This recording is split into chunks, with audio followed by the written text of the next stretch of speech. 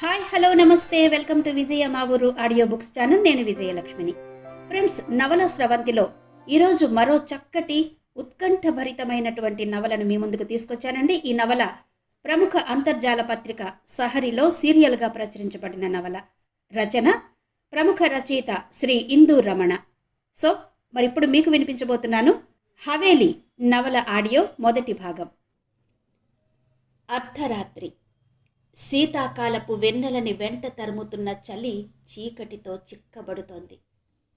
హవేలీ కోటలో 2వ అంతస్తులో ఉన్న ఓ గదిలో వెలుగుతున్న దీపాల కాంతి ఆ నిశ్శబ్ద నిశీధిలో నేనున్నానంటూ చిమ్మ చీకటితో మిణుకు మిణుకుమంటూ యుద్ధం చేస్తోంది.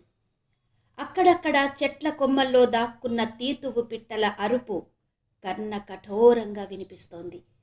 అప్పుడప్పుడు ఉండుండి ఏ మూల నుండో నక్కల అరుపులు భీతి గొలుపుతున్నాయి. తరుముతున్న మృత్యువు నుండి తప్పించుకుంటూ పరిగెడుతున్న కుందేలు అడుగుల తాకిడికి గజగజ వణుకుతున్న ఎండుటాకుల శబ్దం సెలయేటి గలగలల హోరులా వినిపిస్తోంది. సరిగ్గా అదే సమయంలో అయ్య బాబోయ్ ఉన్నట్టుండి భయంకరమైన గావు కేక. హవేలీ కోటలో వినిపించిన ఆ గావు కేక ఆ నిశ్శబ్ద నిశీధిలో ఆ ప్రాంతమంతా మృత్యునాదంలా ప్రతిధ్వనించింది. హవేలీ కోటలో 2వ అంతస్తులో ఓ మారుమూల గదిలో కొవ్వొత్తుల వెలుగులో పేకాడుకుంటున్న మిత్రులంతా ఒక్కసారే అదిరిపడ్డారు. పేక ముక్కలు ఒక చేత్తో పట్టుకుని మరో చేత్తో గ్లాసులో మందు సిప్ చేస్తూ ఏకాగ్రతగా పేకాటలో లీనమైన మిత్రులంతా ఆ అరుపు వింటూనే భయంతో బిక్క చచ్చిపోయారు. అరే, ఆ గొంతు, ఆ గొంతు! భయంగా అరిచాడు రామకృష్ణ. ఒరేయ్, అది అది మన పట్నాయక్ గడి గొంతేరా! గాభరాగా టక్కున నిలబడుతూ అన్నాడు కుమార్. 5గురు పేక ముక్కలు అక్కడే పడేసి భయంగా నిలబడ్డారు. 4 వైపులా పరికించి చూశారు. ఇంతలో భయంతో అరుచుకుంటూ పట్నాయక్ పరిగెత్తుకొచ్చాడు. ఒంటి మీద ఏ ఆచ్ఛాదన లేదు. చేత్తో బట్టలు పట్టుకుని ఆయాసపడుతూ వచ్చాడు. ఒంటి మీద డ్రాయర్ కూడా లేకుండా దిగంబరంగా పరిగెత్తుకొచ్చాడు. దిగంబరంగా ఉన్న మిత్రుణ్ణి చూస్తూనే మిగిలిన మిత్రులంతా ఒక్కసారే పకాలున పగలబడి నవ్వేశారు. ఒరే, ఏంట్రా ఇది? నీ విశ్వరూపం మాకు చూపించాలా? భయంతో గజగజలాడిపోతూ వణికిపోతూ చంకలో బట్టలు పెట్టుకుని ఒగరుస్తూ నిలబడ్డ పట్నాయక్ దగ్గరకు వెళ్తూ అన్నాడు శర్మ. ఒరే, ఈ హవేలీలో దెయ్యం ఉందిరా, దెయ్యం! ఆయాసపడుతూ అన్నాడు పట్నాయక్. ఒరే బాబు, ముంద డ్రాయర్ వేసుకు తగలడ్రా నాయనా! చిరాగ్గా అన్నాడు కుమార్. బట్టలు క్రింద పడేసి డ్రాయర్ తీసి వేసుకున్నాడు పట్నాయక్. ఒరే పట్నాయక్, ఇంతకీ ఆ అమ్మాయి ఏదిరా? ఆందోళనగా అడిగాడు రామకృష్ణ. ఆ అమ్మాయి అంటూ ప్యాంటు వేసుకోబోతున్న వాడల్లా ఎదర గోడకేసి చూసి మళ్ళీ కెవ్వున అరిచాడు. ప్యాంటు వేసుకోబోతున్న పట్నాయక్ మళ్ళీ కెవ్వున అరిచేసరికి 5గురు మిత్రులు ఒక్కసారే వెనక్కి తిరిగి పట్నాయక్ చూసిన దిక్కుకేసి చూశారు. చూస్తూనే గజగజ వణికిపోయారు. బొమ్మల్లా కొయ్యబారిపోయారు. ఎత్తుగా ఉన్న గోడ మీద చేత్తో కాగడా పట్టుకుని వారికేసే వస్తున్న నీడ భయంకరంగా కనిపించేసరికి 6గురు 6 రకాలుగా అరిచి ఎలా ఉన్నవాళ్లు అలా పరుగందుకున్నారు. పట్నాయక్ డ్రాయర్తో పరిగెడుతూనే క్రింద ఉన్న బట్టలు తీసి చంకలో పెట్టుకున్నాడు. వాళ్ళ 6గురు పేకాడుకుంటున్న గదికి నలుమూలలా ద్వారాలున్నాయి. నీడ కనిపించిన దిక్కున ఉన్న ద్వారం వదిలేసి ఎదర కనిపించిన 3 ద్వారాల్లోనూ ఎవరికి దోచిన దారిలో వారు పరుగులు పెట్టారు. ఇంతలో ఎవరిదో స్త్రీ గొంతు, పెడబొబ్బలు పెడుతూ ఏడుస్తున్న శబ్దం కర్ణ కఠోరంగా చెవిన సోకేసరికి మిత్రులు 6గురు గజగజ వణికిపోయారు. గుండెలు అరచేత్తో పట్టుకుని దారి తెన్ను కానకుండా ఒకరినొకరు పట్టించుకోకుండా పరుగులెడుతున్నారు. పాపం, ఆ గొంతు ఆ స్త్రీదే అయ్యుంటుంది, ఆమెకేమైందో అనుకుంటూనే 6గురు తలో దిక్కు పరుగందుకున్నారు. వెన్నెల వెలుగులో పల్చబడిన చీకటిని చీల్చుకుంటూ ద్వారాల కోసం అన్వేషిస్తూ పరిగెడుతున్నారు. ఒక్కోసారి ఎదర గోడను గుద్దుకుని బొప్పి కట్టిన తలను తడుముకుంటూ పరిగెడుతున్నారు. మూడంతస్తుల ఆ భవనంలో ఎటు వెళితే బయటకు దారి వస్తుందో గాభరాలో కనుక్కోలేకపోతున్నారు.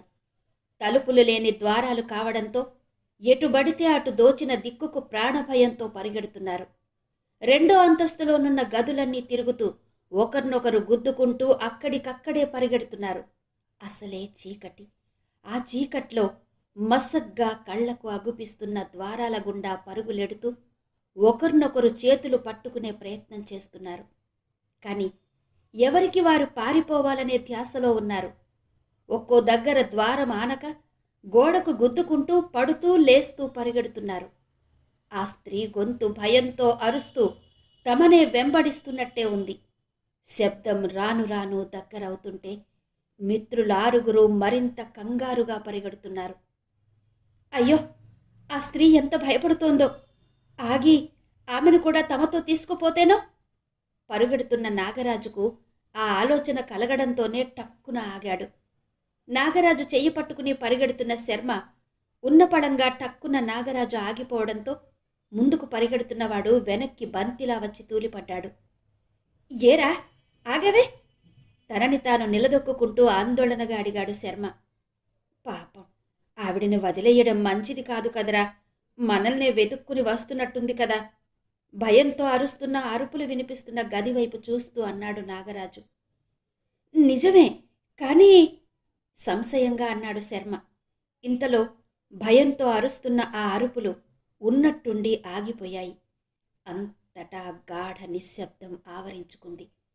తమ ముందు పారిపోతున్న మిత్రుల అడుగుల శబ్దమే స్పష్టంగా వినిపిస్తోంది. చెక్కమెట్లు దిగుతున్నట్టే ఉంది.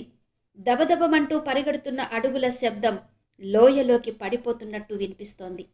పద పద, మన వాళ్ళు కిందకు వెళ్ళిపోతున్నారు అన్నాడు నాగరాజు. అవునరా, నాకు భయంగా ఉంది. పదరా పోదాం, ఆవిడే దారి వెతుక్కుంటూ కిందకొచ్చేస్తుంది అంటూ నాగరాజుని బలంగా లాగుతూ ముందుకు పరిగెట్టాడు శర్మ.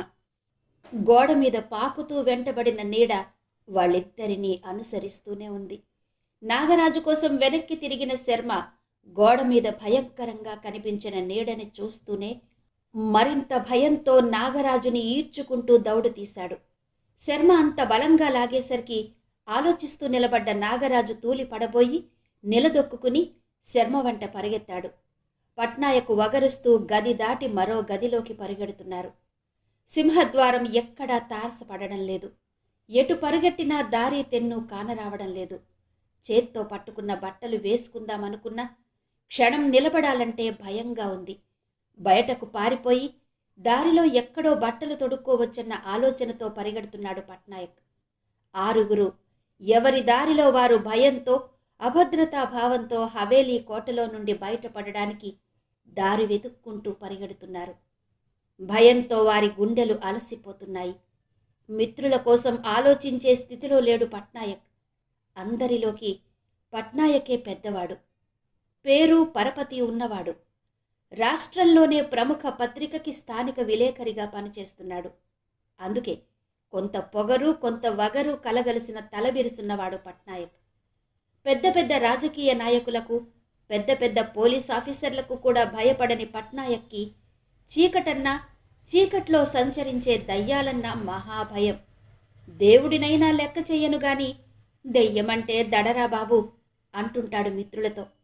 చేతిలో కలం పట్టుకుని జేబులో ఐడి కార్డు పెట్టుకుని తల పైకెగరేసి ఆకాశాన్నే తన కాళ్ల కింద తొక్కేంత పొగరుతో తిరిగే పట్నాయక్ ఇప్పుడు చీకట్లో దారి తెన్ను తెలియకుండా పరిగెడుతున్నాడు. పడిపోతున్నాడు. ఆ రోజు డిసెంబర్ 31. తెల్లవారితే కొత్త సంవత్సరం సందడి. ఊరంతా సందడి సందడిగా ఉంది. ఎవరి మట్టుకు వాళ్ళు కొత్త సంవత్సరానికి స్వాగత కార్యక్రమాల్లో ఉన్నారు. స్వాగతమంటే సరదా, సందడి, మందు, విందు, వినోదం. తను ముందే చెప్పాడు. సాయంత్రం చీకటి పడేసరికి వెళ్ళి వేరే ఎక్కడో మరోచోట కూర్చుందాంరా అని. తన మాట ఎవరూ వినలేదు. సరికదా, ఇక్కడికెవరూ రారు, ఎలాంటి పోలీసు భయం ఉండదని రాత్రంతా ఇక్కడే ఆటపాటలతో మందు మగువతో మజా చేద్దామని మిగతా మిత్రులందరూ మొండిగా పట్టుదల పట్టారు. తను ఒక్కడే ఏం చెయ్యగలడు? ఇదిగో అర్ధరాత్రి వరకు ఇక్కడ ఈ హవేలీ కోటలోనే గడిపేశారు. పేకాట జోరుగానే సాగుతోంది. మందు మగువలతో మజాగానే ఉంది. మత్తు తలకెక్కేసరికి రాత్రి పగలు తేడా తెలియడం లేదు. సరిగ్గా 12 గంటలవుతోంది. ఊరంతా సందడిగా ఉంది. ఆకాశాన్నంటుతున్న తారాజువ్వలు. పట్నాయక్ పరిగెడుతున్నాడే గాని ఆలోచనలతో బుర్ర వేడెక్కిపోతోంది. ఉదయం నుండి జరిగిందే గుర్తొస్తోంది. ఉదయం 10 గంటలకే హవేలీ కోటకి వచ్చారు. ఈ హవేలీ కోటలో అయితే ఎలాంటి ఇబ్బంది ఉండదు. పేకాట ఆడుకుని సాయంత్రానికల్లా బిచాణ ఎత్తేసి వెళ్ళిపోవచ్చనుకున్నాడు పట్నాయక్. వరాహగిరి ఎవరెస్ట్ శిఖరంలా ఉంది. రకరకాల తోటలు, పిచ్చి పిచ్చి తుప్పలతో దట్టమైన అడవిలా గోచరిస్తోంది. ఎదురుగా ఎత్తుగా భీకరంగా కనిపిస్తున్న వరాహగిరి పాదాల వరకు ఆక్రమించిన అటవీ ప్రాంతం పేరే జీలుగులోవ. నగరానికి దూరంగా ఉందా ప్రాంతం. జీలుగులోవను ఆనుకుని మైదానంలా ఉన్న తోటలో జీడి మామిడి, సపోటా, నేరేడు లాంటి ఎన్నో రకాల చెట్లతోనూ మధ్య మధ్యలో ఏపుగా బలిసిన తుప్పలతోనూ చిట్టడివిలా ఉంది ఆ 100 ఎకరాల తోట. తోట మధ్యలో నిటారుగా నిలబడ్డ మదగజంలా కనిపిస్తోంది హవేలీ కోట. 100 ఏళ్ల నాటి రాజమందిరం. తోట మధ్యలో నిటారుగా నిలబడ్డ మదగజంలా కనిపిస్తోంది హవేలీ కోట. 100 ఏళ్ల నాటి రాజమందిరం. రాజకుటుంబం విహారానికి విచ్చేసినప్పుడు విడిది కోసం నిర్మించుకున్న సుందరమైన రాజకోటే హవేలీ. ఇప్పుడది చూసేవాళ్లు లేక శిథిల స్థితిలో శుశ్రూషకు నోచుకొని అనాథ శిశువులా గోచరిస్తోంది. శీతాకాలపు వెన్నెల్లో అంత రాత్రిలో కూడా కళ్లకు కొట్టొచ్చినట్టు కనిపిస్తోంది హవేలీ కోట. 3 అంతస్తుల హవేలీలో లెక్కలేనన్ని గదులు, కిటికీలు, చక్కని నగిషీలతో ఆకర్షించే స్తంభాలు. ఒకసారి లోపలకు అడుగుపెట్టినవాడు తిరిగి వెలుపలకు రావడానికి నానా తంటాలు పడాల్సిందే. దారి తెన్ను కానరాక తిరిగిన దారినే తిరుగుతూ పద్మవ్యూహంలో చిక్కుకున్నట్టు విలవిలలాడిపోవాల్సిందే. ఆ హవేలీ కోటలో రాణివాసపు స్త్రీలు దోబూచులాడుకునేవారని ప్రతీతి. వరాహగిరి శిఖరాన టీవీగా నిలబడ్డ టీవీ టవర్ చివర వెలుగుతున్న ఎర్రని బల్బు గిరగిరా తిరుగుతూ ఆ ప్రాంతాన్ని పర్యవేక్షిస్తోంది. లేలేత కాంతి కిరణాలతో గిర్రు గిర్రున తిరుగుతూ చుట్టూ పహారీ కాస్తోంది. ఆ రోజు ఆ హవేలీ కోటలో ప్రతి గదిలోనూ సందడే సందడి. 3 అంతస్తులు పేకాట రాయుళ్లతో కళకళలాడుతున్నాయి. పట్నాయక్ మిత్ర బృందంతో పాటు ఆ ఊర్లో వాళ్ళు ఎంతో మంది గుంపులు గుంపులుగా వచ్చి ఉదయం 6 గంటల నుండే బ్యాచీలుగా విడిపోయి ఒక్కో గదిలో పేకాటకు కూర్చున్నారు. మందుతో పాటు కక్కా ముక్క దండిగా తెచ్చుకున్నారు. అందరిలాగే పట్నాయక్ మిత్ర బృందం కూడా 2వ అంతస్తులో చివరిగా ఉన్న ఓ గదిలో పేకాటకి ఉపక్రమించారు. ఆ హవేలీ కోట ఊరికి 3 మైళ్ల దూరంలో వరాహగిరికి ఆనుకుని ఉన్న 100 ఎకరాల్లో రకరకాల పూల మొక్కలు, జీడి మామిడి, అనాసపనాస తోటల నడుమ ఉంది. 1/2 ఎకరం విస్తీర్ణంలో నిర్మించిన విశాలమైన భవనం ఆ హవేలీ కోట. 100 ఎకరాల తోట మధ్యలో ఉన్న హవేలీ కోట చుట్టూ పెద్ద పెద్ద రాతి పలకలతో పొడవాటి ప్రహారీ నిర్మించారు. 7 అడుగుల ఎత్తులో నిర్మించిన ప్రహారీ లోపల అందమైన పూల మొక్కలతో సుందరంగా నిర్మించారు. హవేలీ కోటకు చేరడానికి ప్రహారీ గేటు దగ్గర నుండి పొడవుగా సిమెంటు దారి ఉంది. దానికి అటూ ఇటూ ఎత్తుగా ఏపుగా పెరిగిన పోక చెట్లున్నాయి. దారికి అటూ ఇటూ పెద్ద పెద్ద ఫౌంటైన్లు నిర్మించారు. ప్రహారీ గోడ దగ్గర నుంచి మడులు మడులుగా కట్టి పెంచిన రకరకాల పూల చెట్లు విరివిగా కాసి ఉన్నాయి. ఎప్పుడో నిర్మించిన రాతి ఫౌంటైన్లు పనిచేయక నిర్వీర్యమైపోయి ఉన్నాయి. హవేలీ కోట చుట్టూ మామిడి చెట్లు, జీడి చెట్లు విరివిగా గుబురుగా పెరిగి ఉన్నాయి. మధ్య మధ్యలో విరగ కాసి మొదలు నిండా వేళ్లాడుతున్న పనస పళ్ళ చెట్లు. వాటి పక్కనే ఎందుకు కొరగాని చీమ పనాస చెట్లు ఎత్తుగా పెరిగి ఆ ప్రాంతమంతా ఆక్రమించి ఉన్నాయి. వరాహగిరికి ఆనుకుని ఉన్న హవేలీ కోట వెనకే ఏటవాలుగా పెరిగిన అనాస తోట పళ్లతో విరగ కాసి ఉంది. అనాస పనాస పళ్ల గుబాళిప్పులు ఆ ప్రాంతాన్ని పరిమళింపచేస్తున్నాయి. వర్షాకాలంలో కొండ మీద నుండి నీరు జాలువారి అనాస తోటల్లో నుండి క్రింద హవేలీ కోట చుట్టూ ఉన్న తోటల్లోకి పారుతుంటుంది. ఊరికి దూరంగా ఉండడం వలన హవేలీ తోట దగ్గరికి తరచూ ఎవరూ రారు. ఆకతాయిలు, జూదరులు అప్పుడప్పుడు తోటలోకి వచ్చి హవేలీ గదుల్లో పేకాట ఆడుకుంటూ మందు పార్టీలు గట్రా చేసుకుంటూ ఉంటారు. చీకటి పడితే పారిపోతారు.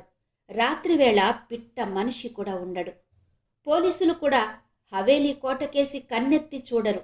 దానికి కారణం ఆ హవేలీ చుట్టూ ఉన్న 100 ఎకరాల తోట కోర్టు వివాదంలో ఉండడం వలన ప్రధాన ద్వారమైన పూల తోట గేటును కోర్టు వారు సీలు చేశారు. అందువలన పోలీసులెవరూ ఇటు కన్నెత్తి చూడరు. రాజా భూపతివర్మ గారి వారసులు ఆ ఆస్తి తమదంటే తమదని కోర్టులో గొడవ పడుతున్నారు. రాజుగారి 2 భార్యల పిల్లలు కోర్టులో యుద్ధం చేస్తున్నారు. కేసు సుప్రీంకోర్టులో ఉంది.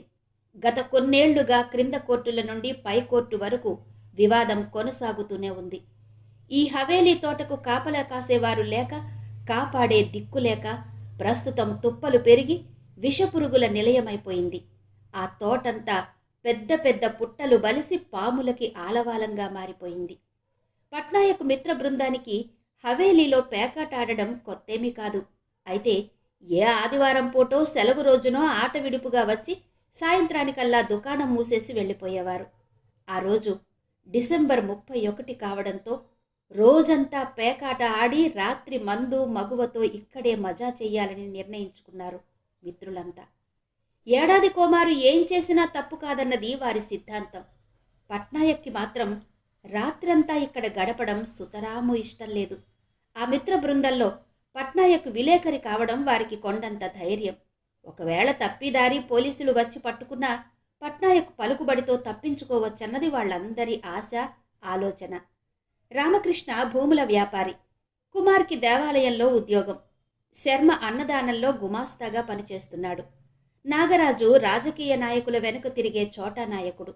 ఆఖరివాడు నాయుడు, ఊర్లోనే ఉన్న కాఫీ హోటల్ ఓనరు. వీళ్ళారుగురు బాల్య స్నేహితులు. వీళ్ళందరిలోకి పట్నాయకే పెద్దవాడు. పెళ్ళీడుకెదిగిన పిల్లలున్నవాడు. మిగతా అందరికీ ఇటీవలే పెళ్ళిళ్ళయ్యాయి. సెలవు దొరికితే చాలు ఆరుగురికి పేకాట లేదా మందు పార్టీ. అలా అని వాళ్ళంతా పని పాట లేని తిరుగుబోతులు కాదు. బరువు బాధ్యతలు తెలియని పోరంబోకులు కూడా కాదు. ఎప్పుడో పండుగలు పబ్బాలకి ఇలా కూర్చుంటారు. రోజంతా సందడి చేసుకుంటారు. ఆ రోజు ఉదయం నుండి పేకాట ఆడుతూ గడిపేశారు. మధ్యాహ్నం రామకృష్ణ బయటకు వెళ్ళి అందరికీ బిర్యానీ ప్యాకెట్లు పట్టుకొచ్చాడు. దాంతోపాటు మందు పార్టీకి కావలసిన సరుకులన్నీ కొనుక్కొచ్చాడు. పట్నాయక్ రాసిచ్చిన ప్రకారం తెచ్చి లెక్క అప్పగించేశాడు రామకృష్ణ. 2 గంటలకి ఆరుగురు ఆటాపి భోజనాలు చేశారు. హవేలీలో మిగతా గదుల్లో ఉన్నవాళ్లు కూడా ఎవరి హడావిడిలో వాళ్ళున్నారు. రాజకోటంతా పేకాట రాయుళ్లతో హుషారుగా ఉంది. ఒరే నాగరాజు, మందు పార్టీ ఓకే, ఇంకేదో అన్నావు, దాని సంగతేంట్రా? గుంభనంగా అడిగాడు శర్మ. అప్పటికే ఒక ఫుల్ బాటిల్ విస్కీ ఖాళీ చేస్తూ కూర్చున్నారు. మధ్య మధ్య బిర్యానీ తింటూ కూర్చున్నారు. ఒక్కో పెగ్గు గొంతులోకి దిగుతుంటే ఒక్కొక్కడు ఒక్కో మాట అంటున్నాడు. అది ఏర్పాటైంది. సాయంత్రం ఆరయ్యి కాస్త చీకటి పడితే ఆ అందాలి రాసి దిగుతుంది. కంపెనీ బ్రోకర్ తీసుకొచ్చి ఇక్కడ దించేసి వెళ్తాడు. భోజనం ముగిస్తూ అన్నాడు నాగరాజు. మందు చాలేదురా, మరో బాటిల్ ఖాళీ చేద్దామా? కుతూహలంగా అడిగాడు రామకృష్ణ. ఒరే రామకృష్ణ, తాగడానికే వచ్చామా? ఫుల్ తాగితే ఫుల్ కౌంట్ ఇచ్చేయగలవు. జాగ్రత్త, ఇంకా చాలా టైం ఉంది కదరా. అర్ధరాత్రి వరకు మందు సరిపోవద్దు, కోపంగా అన్నాడు నాగరాజు.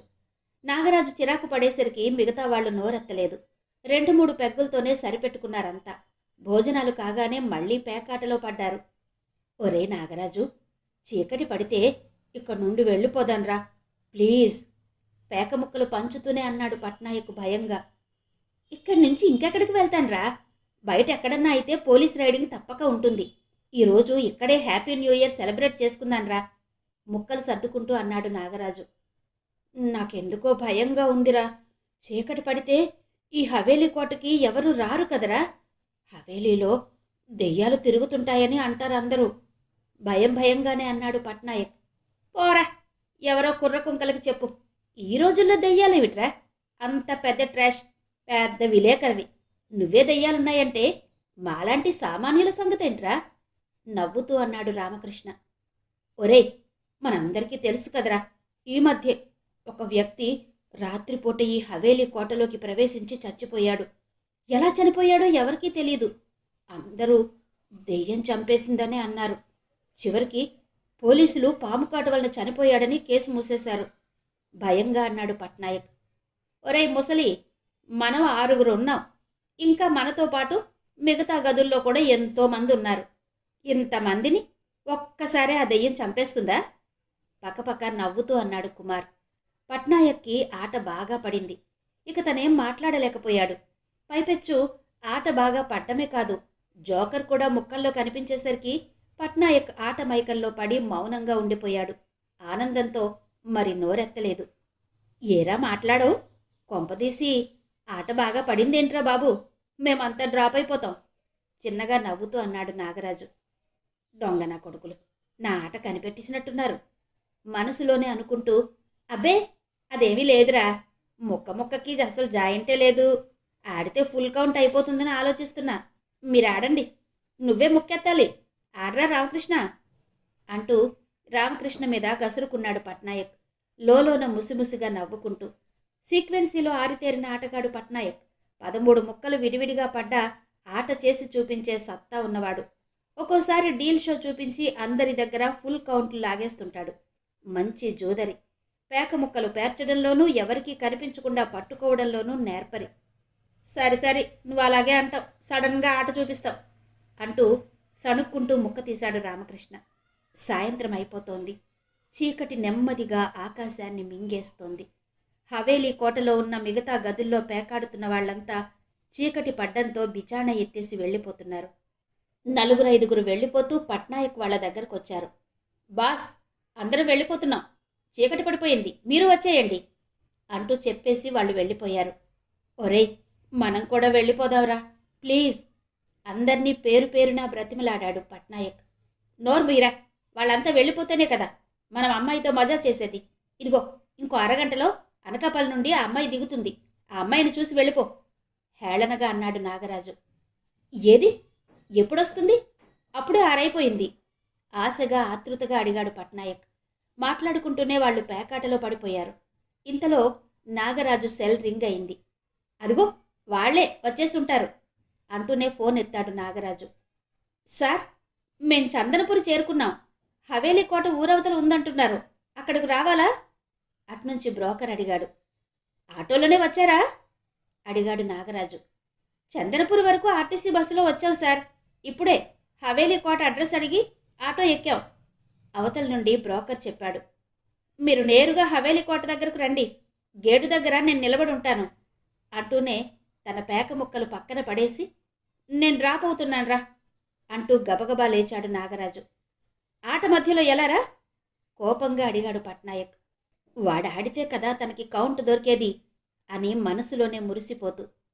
నాది డ్రాప్ వేసుకోరా, మీరాడండి, అవతల వాళ్ళు వస్తున్నారు, హవేలీ తోట గేటు దగ్గర నేను లేకపోతే వాళ్ళు తిరిగి వెళ్ళిపోతారు అని బయలుదేరుతూ.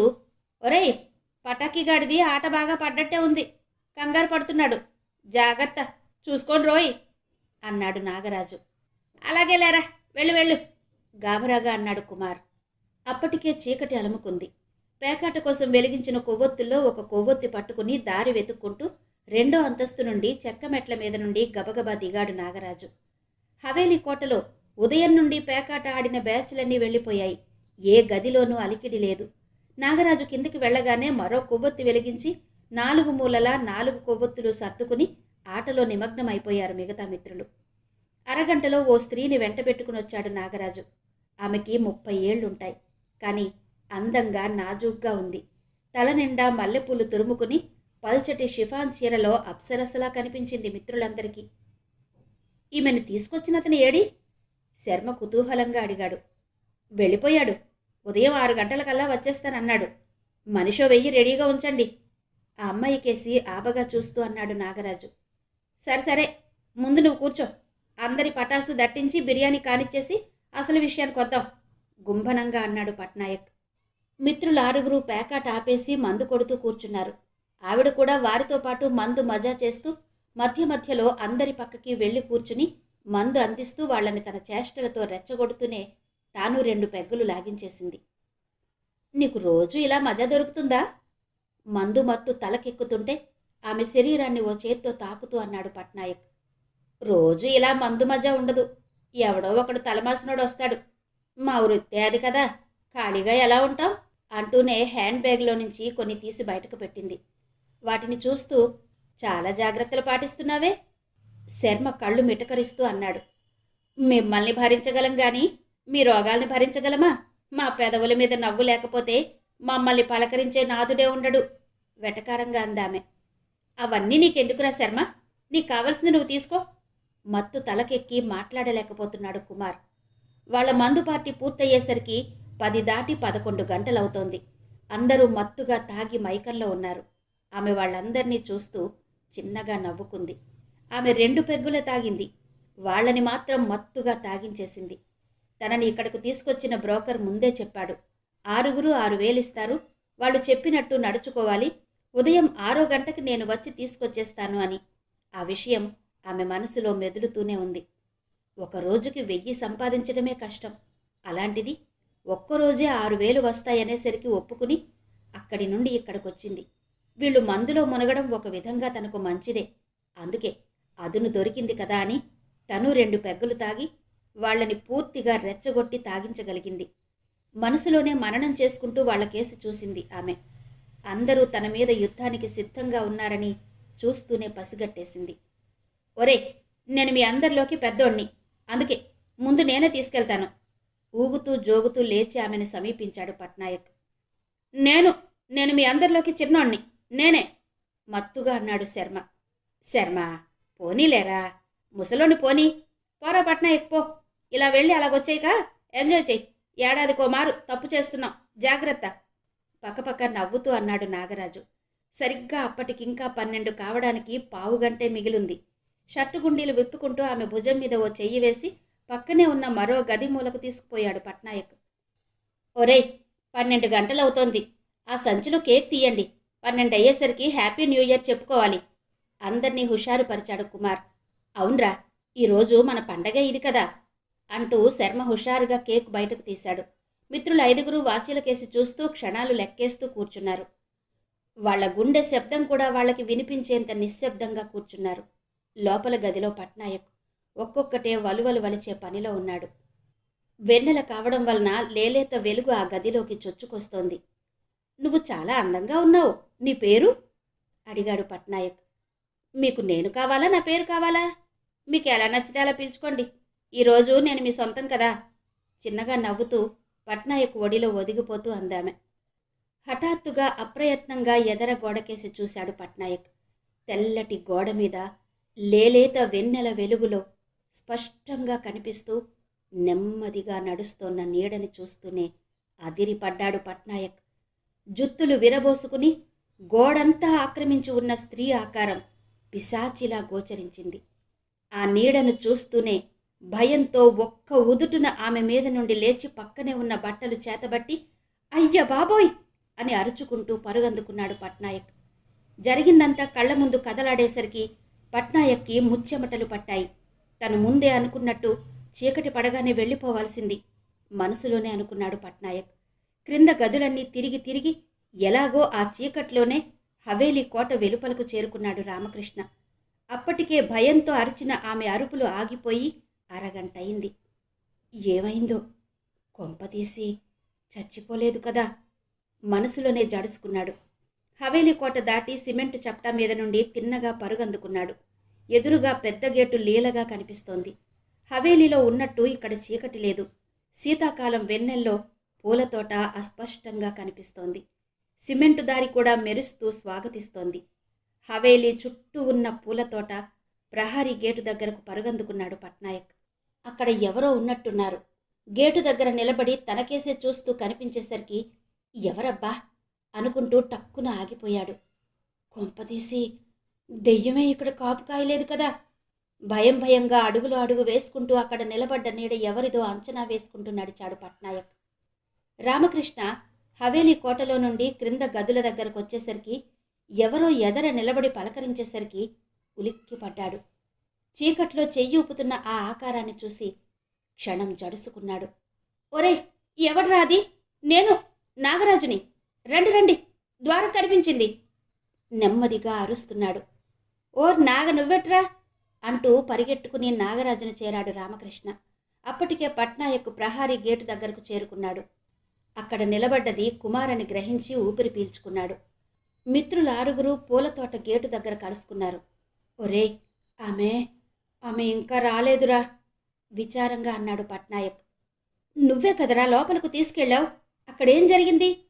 గేటు పక్కనే ఉన్న ప్రహారీ గోడకు ఉన్న పెద్ద రంధ్రంలో నుండి బయటకు వెళ్ళడానికి తలదూరుస్తూ అన్నాడు నాగరాజు. ఏముందిరా, ఎంతో హుషారుగా ఆనందంగా ఇద్దరం ఒకరినొకరు కౌగిలించుకున్నాం అంటూ చెప్పడం మొదలుపెట్టాడు పట్నాయక్ తాను కూడా రంధ్రంలో నుండి దూరుతూ. ఒరే పిట్ట కథలాపరా, ముందిక్కడి నుంచి దూరంగా పారిపోదాం పదండి అంటూనే వెనక నుండి పట్నాయక్ మీద చేతులు వేసి కన్నంలో నుండి బయటకు గట్టిగా ఒక తోపు తోశాడు రామకృష్ణ. అంతే, పట్నాయక్ జర్రున జారి గోడవతలకు వెళ్ళి పడ్డాడు. ఎవడ్రా వెధవ, కన్నంలో దూరుతున్నా కదా, తోసేయాలా అంటూ లేచి శర్మ అనుకుని బండబూతులు తిట్టాడు పట్నాయక్. అదే రామకృష్ణని తెలిస్తే వాడి జోలికి వెళ్ళడు, వాడు తిరిగి బూతు పురాణం మొదలెడతాడని. 6 హవేలీ తోట దాటి మెయిన్ రోడ్డు మీదకొచ్చారు. అందరూ హాయిగా ఊపిరి పీల్చుకున్నారు. రోడ్డు మీదకొచ్చేసరికి గుండెల నిండా ధైర్యం పుంజుకుంది. ఊరంతా కేరింతలు కేకలతో గోలగోలగా ఉంది. అక్కడికి దగ్గరలోనే ఉన్న చందనపురిలో నూతన సంవత్సర వేడుకలు మిన్నుముట్టాయి. ఆకాశంలోకి తారాజువ్వలు రివ్వున ఎగురుతున్నాయి.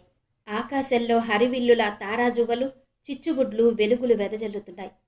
Wish you happy new year రా, wish you happy new year అంటూ ఆయాసపడుతూనే నీరసంగా ఒకరినొకరు కౌగిలించుకుని శుభాకాంక్షలు తెలుపుకున్నారు మిత్రులంతా.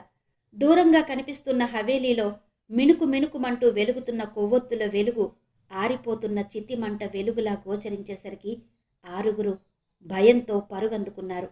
మిత్రులు 6 4 రోడ్ల కూడలికి చేరుకునేంత వరకు గుండె దడ తగ్గలేదు. అందరూ పరుగులాంటి నడకతో నడుస్తున్నారు. ఉన్నట్టుండి పట్నాయక్ వెనక్కి తిరిగి హవేలీ కేసి చూశాడు. మసక వెన్నెల్లో మెరుస్తూ కనిపిస్తోంది హవేలీ కోట. 3వ అంతస్తు పైభాగంలో ఎవరో ఒక స్త్రీ రూపం చేత్తో వెలుగుతున్న కాగడా పట్టుకుని నిలబడి ఉంది. ఆ దృశ్యం చూస్తూనే అదిరిపడ్డాడు పట్నాయక్. ఒరేయ్, అటు చూడండిరా, అటు హవేలీ కోటకేసి చూడండి అంటూ మిత్రులందర్నీ తట్టి మరీ చూపించాడు. 6 ఆ దృశ్యం చూస్తూనే భయంతో రోడ్డు మీదే శిలల్లా నిలబడిపోయారు.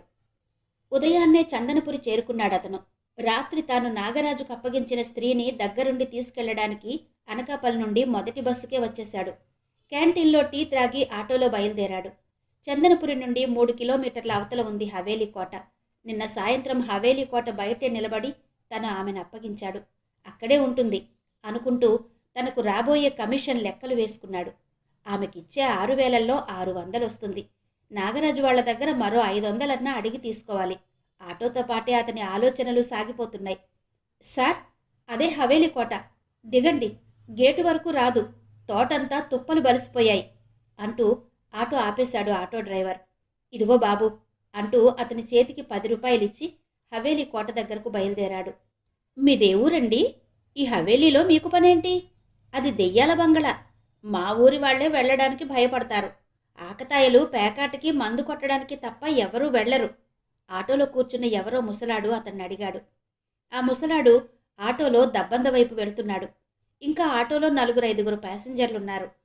రాత్రంతా మా వాళ్ళిక్కడ పేకాడుతూ కూర్చున్నారు, వాళ్ళని కలుద్దామని అని అతనికి సమాధానమిస్తూనే వడివడిగా హవేలీ కోటకేసి సాగిపోయాడతను.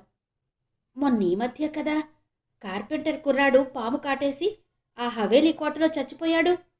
ఎవరో ఆడమనిషి ఆటో వాళ్ళని అడిగింది. అవునమ్మా, వెధవలు పని పాట లేని వాళ్ళకి హవేలీ కోటే అడ్డాగా మారిపోయిందమ్మా. దెయ్యాల వీళ్ళని చూసి పారిపోతాయి ఆటోని ముందు కురికిస్తూ అన్నాడు ఆటోవాల. పోయే కాలం దాపురిస్తే దెయ్యం భయం ఏదీ గుర్తుండదు, ఎవరో ముసలాడు గొణుగుతూ అన్నాడు. ఈ హవేలీలో దెయ్యాలున్నాయంటారు, నిజమేనా తాత? ఆటో డ్రైవర్ అడిగాడు. దేవుడుంటే దెయ్యం ఎందుకుండదు? మంచి పక్కనే చెడు, సుఖం పక్కనే కష్టం, వేదాంతం చెప్పాడతను. ఈ హవేలీలో దెయ్యాలున్నాయా? మళ్ళీ రెట్టించి అడిగాడు ఆటోవాల. అందరూ ఉన్నాయనే అంటున్నారు. నేను 2-3 సార్లు రాత్రిళ్ళు ఈ దారిలో వెళ్తూ చూశాను. ఎవరో స్త్రీ కేకలేస్తూ తిరుగుతుంటుంది, చేత్తో కాగడా పట్టుకుని. అదిగో ఆ మూడో అంతస్తు మీద నిలబడి ఉండడం ఓసారి చూశాను చెప్పాడా ముసలాడు. ముసలాడు అలా చెప్పేసరికి యువకుడైన ఆటో డ్రైవర్ ఆదిరిపడి హవేలీ కోటకేసి చూస్తూ నెమ్మదిగా ఆటో నడుపుతున్నవాడల్లా స్పీడు పెంచి ఆటోని దబ్బందకేసి పరుగులు పెట్టించాడు. అదే సమయంలో అనకాపల్లి నుండి వచ్చిన అమ్మాయిల బ్రోకర్ హవేలీ కోటలోకి అడుగుపెట్టాడు. రాత్రి తను ఆ అమ్మాయిని బిల్డింగ్ దగ్గరే ఆ కుర్రాడికి అప్పగించాడు. వీళ్ళకింకా తెల్లారినట్టే లేదు. పాపం రాత్రంతా ఆ అమ్మాయిని రాసి రంపాన పెట్టుంటారు అనుకుంటూనే హవేలీ కోటలో ఉన్న క్రింద గదులన్నీ తిరిగాడు. ఎదురుగా చెక్కమెట్లు కనిపించేసరికి పైన ఉన్నారేమో అనుకుంటూ రెండో అంతస్తుకు చేరుకున్నాడు. రెండో అంతస్తులో ఉన్న గదులన్నీ తిరిగాడు. పిట్ట మనిషి కూడా కానరాలేదు. నిర్మానుష్యంగా ఉన్న హవేలీ గదులన్నీ చుట్టి వస్తుంటే అతనికే తెలియని భయం ఆవహించేసింది. బితుకు బితుకుమంటూ రెండో అంతస్తులో గదులన్నీ వెతుక్కుంటూ తిరిగాడతను. విశాలంగా ఉన్న గదులు, ఎత్తుగా ఉన్న మిద్దెలు, వెడల్పుగా ఉన్న ద్వారాలు, ఒకేసారి 25 మందైనా పరిగెట్టి పారిపోయేలా ఎత్తుగా వెడల్పుగా ఉన్నాయి ఆ ద్వారాలన్నీ. ఏ గదికి తలుపులు లేవు. ఎవరో ఎత్తుకుపోయారనడానికి గుర్తుగా ద్వారాల దగ్గర పెద్ద పెద్ద గోడ పెచ్చులు ఊడిపోయున్నాయి. కిటికీలకు కూడా తలుపులు లేవు. ఎంతో ఖరీదైన టేకుతో తయారు చేసిన ద్వారాలు, కిటికీల కమ్మలు చూస్తుంటేనే తెలుస్తోంది. టేకు కర్రతో తయారు చేసిన తలుపులు ఎవరో ఎత్తుకుపోయుంటారని అర్థమైంది. ప్రతి గదికి పైన పెద్ద పెద్ద దూలాలపై నిలబడ్డ మిద్దెలు సున్నంతో వేశారు. ఇప్పటికీ చెక్కు చెదరకుండా మిద్దెలు ఎంత బలంగా ఉన్నాయో అనుకున్నాడు బ్రోకర్. రాజుల సొమ్ము రాళ్లపాలంటారు. ఇందుకేనేమో కొన్ని వందల మంది హాయిగా కాపురం ఉండొచ్చు ఈ భవనంలో. కాపలా కాసే నాదుడే లేక ఖరీదైన కలపంతా దొంగల పాలయింది. భవనం బూత్ బంగ్లా అయింది. ఇంకా నయం, ఆ దొంగల దృష్టి మిద్దెల కింద ఉన్న దూలాల మీద పడలేదు. నిక్షేపం లాంటి భవనం కుప్పకూలేది. హవేలీ కోటను వీక్షిస్తూ మనసులోనే మదనపడ్డాడు బ్రోకర్. రెండో అంతస్తులో గదులన్నీ వెతికాక మూడో అంతస్తులోకి చెక్క మెట్ల మీద నుండి చకచక నడుచుకుంటూ వెళ్ళాడు. మొదటి గది దాటి రెండో గదిలోకి ప్రవేశిస్తూనే అదిరిపడ్డాడు. మూడో అంతస్తు రెండో గదిలో వెల్లకిలా పడి ఉంది ఆమె. శరీరం మీద ఏ ఆచ్ఛాదన లేదు. కళ్ళు రెండు భయంతో గది సీలింగ్ కేసి చూస్తూ నిర్జీవంగా కనిపించాయి. ఆమెని అలా చూస్తూనే ఒక్కసారే షాక్ అయిపోయాడతను. గజగజ వణికిపోయాడు. క్షణం తటపటాయిస్తూ నిలబడిపోయాడు బ్రోకర్. గుండె దడదడలాడుతోంది. భయంతో నిలువునా వణికిపోయాడు. ఈ విషయం పోలీసులకు తెలిస్తే తాను కటకటాల పాలవుతాడు. ఆ 6 గురించి చెప్పి తను లొంగిపోయినా పోలీసులు తనని విడిచిపెట్టరు. అనకాపల్లిలో ఉన్న మిగతా బ్రోకర్లని, వ్యభిచార గృహాలన్నింటినీ ధ్వంసం చేస్తారు. జైలు నుండి వచ్చాకైనా వ్యభిచార గృహాల నిర్వాహకులు తనని ప్రాణాలతో విడిచిపెట్టరు. పోలీసుల నుండి తప్పించుకున్నా వాళ్ల నుండి తప్పించుకోలేడు. ఏం చెయ్యాలి అనుకుంటూనే అక్కడి నుండి గాభరాగా మెట్లు దిగి హవేలీ కోటలో నుండి బయటపడ్డాడు. హవేలీ కోటలో నుంచి వెలుపలికి వచ్చినా అతనికి గుండె దడ ఆగలేదు. హవేలీ ముందు నిలబడి ఒకసారి భవనం కేసి చూశాడు. ఎత్తుగా పొంచి ఉన్న పిశాచిలా కనిపించింది. హవేలీ కోట కేసి చూస్తూనే అదిరిపడ్డాడు బ్రోకర్. ఎవరో హవేలీ కోటలో ఉన్న ఒక గది కిటికీలో నుండి తననే గమనిస్తున్నారనిపించింది. మళ్ళీ అటుకేసి తీక్షణంగా చూశాడు బ్రోకర్. కళ్ళు మాత్రమే కనిపిస్తున్నాయి. ఆ కళ్ళు చింత నిప్పుల్లా మెరుస్తూ కనిపించాయి. రెప్ప వెయ్యకుండా తననే గమనిస్తున్నాయని గ్రహించేసరికి మరిక ఆలస్యం చేయకుండా అక్కడి నుండి పరుగందుకున్నాడు బ్రోకర్. తనకేం తెలియదనుకుని నేరుగా తన దారిన తను అనకాపల్లి వెళ్ళిపోవడం ఉత్తమం. పోలీసులు వచ్చి ఈమె గురించి ఆరా తీస్తే, అప్పుడు ఎవరైనా తనని వెతుక్కుంటూ వస్తే అప్పుడు చూద్దాం. ఈలోగా తనకి తానే ఉచ్చులో ఎందుకు చిక్కుకోవడం? అనకాపల్లి వెళ్ళి ఆ గృహం యజమానికి కూడా చెప్పకూడదు. ఒకవేళ అడిగితే పని చూసుకుని ఆమె వస్తానందని చెప్పాలి. ఆ 6 వెధవలు ఎలాగూ దొరికిపోతారు. వాళ్ళేం చెప్తారో చూద్దాం. తన వరకు వస్తే బ్రోకర్గానే చిన్న శిక్షతో బయటపడతాడు. ఈ సమయంలో అక్కడ వ్యభిచార గృహంలో అందరూ పోలీసులకు దొరకకుండా తప్పించుకోవడానికి వీలు చిక్కుతుంది. తనకి కూడా ప్రాణభయం ఉండదు. అయినా ఈమె ఆ గృహంలో ఉండే మనిషి కాదు కదా. వ్యభిచార గృహాల ద్వారా వచ్చే విటులకు సుఖాన్ని పంచుతుంది. అందుకు ప్రతిఫలంగా ఆమె కందే దాంట్లో 10% ఆ గృహాల యజమానులకిస్తుంది. తనకి కాణిపరక కమిషన్గా ముట్ట చెబుతుంది. ఆలోచిస్తూనే చందనపురి బస్టాండ్కి చేరుకున్నాడు బ్రోకర్. అయితే అతన్ని మాత్రం ఓ అనుమానం వెంటాడుతూనే ఉంది. హవేలీలో తనని చూసింది ఎవరు? అక్కడే దాక్కుని ఎందుకున్నారు? హంతకుడైతే పారిపోవాలి కదా. అయితే ఆ కళ్ళు ఎవరివి? కొంపదీసి ఇదంతా తన భ్రమ కాదు కదా. కాదు, కాదు, భ్రమ కాదు. తను తీక్షణంగా చూశాడు. ఎర్రగా చింత నిప్పుల్లా జ్వలిస్తున్న నేత్రాలు. బాగానే చూశాడు. ఎవర్నైనా మింగేశాలా కసితో రగిలిపోతున్న కళ్ళవి. భయం భయంగానే బస్టాండ్లో అనకాపల్లి బస్సు కోసం ఎదురు చూస్తూ కూర్చున్నాడు బ్రోకర్. ఆ హవేలీలో ఇలా జరిగిందని పోలీసులకు కబురు చేరగానే ముందు బస్టాండ్కే వస్తారు. అపరిచితులందర్నీ పట్టుకుని ఆరా తీయడం మొదలు పెడతారు. అప్పుడు తను దొరికిపోతాడు. అమ్మో, ఇంకేమైనా ఉందా అనుకుంటూనే గజగజ వణికిపోయాడతను. భగవంతుడా, బస్సు వేగిరం వచ్చేలా చూడు స్వామి. భగవంతుణ్ణి ప్రార్థించుకుంటూ కళ్ళు మూసుకున్నాడు అమ్మాయిల బ్రోకర్. హవేలీ నవల ఆడియో మొదటి భాగం విన్నారు కదా. మిగిలిన కథ తరువాతి భాగాల్లో వినిపిస్తాను. అంతవరకు సెలవు. నమస్తే.